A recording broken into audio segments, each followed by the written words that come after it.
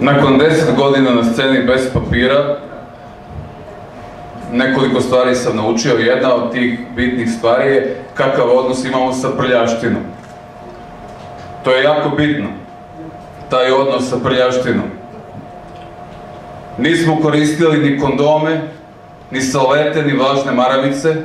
Mešali smo znoj sa rakijom, pivo sa pepelom, krv i fosfor. Pljuvačke su bile pune baruta, okolo kartonske kutije su bile pune porodičnih fotografija koje su stopirale pored kontejnera. Okolo omiljene ulice su bile pod video nadzorom i sve je bilo iskopano, izvrnuto, nametnuto. A mi smo bili prokleti i brutalno iskreni, nasmejani, valjali smo se u nemaštini. A hollywoodske zvezde su pišale po nama i punile bazene dolarima, a mi smo pišali po njihovim posterima, plesali u zaključenim bioskopima. Bila je polovina 20. veka i svakoga trenutka crni talas je trebao da eksplodira u vazduhu.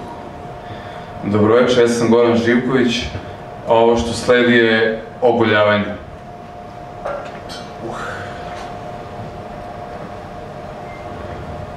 Stvar se zove Dok traju reklame.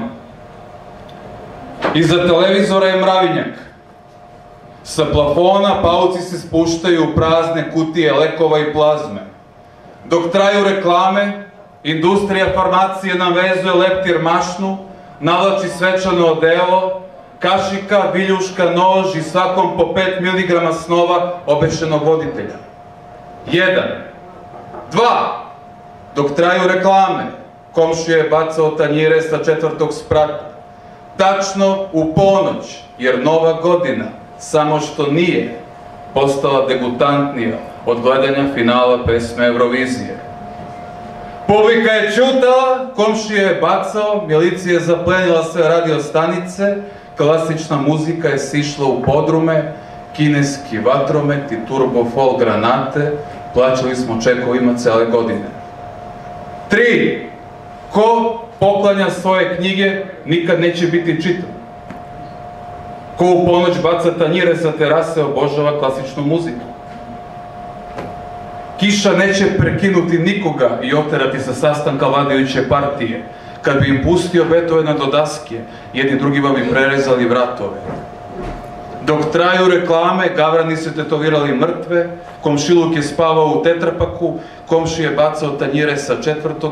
i niko neće zvati ni hitnu, ni ustanovu. Dok čistači slivnika ne pokupe sve zagrljaje iz tankih TV kutija. Prljavština i ogoljavanje. Hvala.